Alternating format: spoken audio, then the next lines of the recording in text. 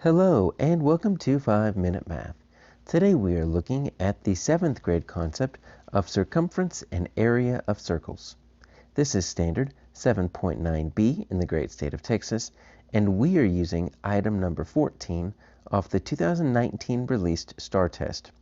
If you have not done so already, please go ahead and take a moment to pause the video, work this problem out on your own, unpause it, and then we will look at our answers together. So we have the head of a nail, and it's circular, so we're just looking at that right there. And the head of this nail has a diameter of 6 millimeters. So that's all we have is that measurement of diameter. We need to find the measurement that is closest to the area. So I'm going to take that head of the nail, that's all we're using there, and I'm going to see if I can just kind of transpose it over here. So we can look to see at the one measurement they give us. So we are looking at the diameter. So the diameter is a line that goes from one side to the other, but has to go through the center. So it has to cut this into two equal parts, and that's how I remember a diameter. I remember this prefix di.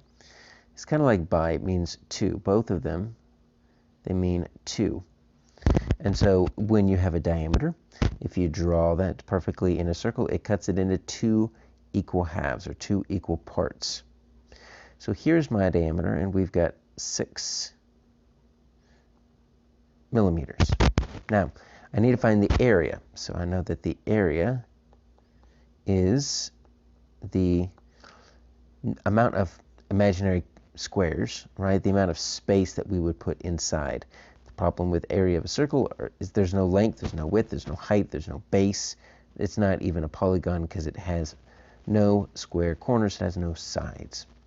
So we have to use a different formula, and the area of a circle is pi r squared. So that's what we have on our formula chart. And so pi is a ratio, and it's about, I'm going to use these little squiggly equal signs, it's about 3.14.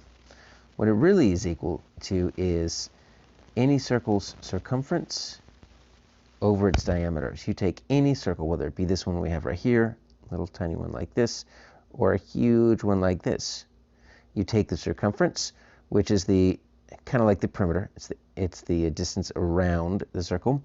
And you divide it by the diameter. You're always going to get this ratio of 3.14. It's really cool, but it's about 3.14. It's an irrational number. It goes on forever and ever and ever and never stops. So that's what pi equals. For our purposes, we say 3.14, and that's why we say the measurement is closest to the area, because these numbers keep going, going, going. We just round to the hundredths place. Now, what about the radius? They don't give us the radius. They give us the diameter. But take a look at my diameter. My diameter is all the way across from side to side through the center. The radius is from the center to the side.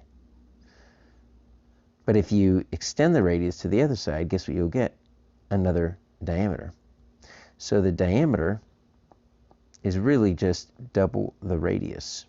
Or you could say the radius is half the diameter, or the diameter divided by 2. So we know the diameter. They give it to us as 6. So our radius is 3. All right, so pretty simple. We know all of our numbers now. So the area of a circle equals, I'll put 3.14. And I need 3 squared. Now that's not 3 times 2. That's 3 times itself. So 3.14 times 9, because 3 squared is 9. So let's just multiply that. 3.14 times 9. We'll see what we get. That's going to be 36. That's 9. That's 12.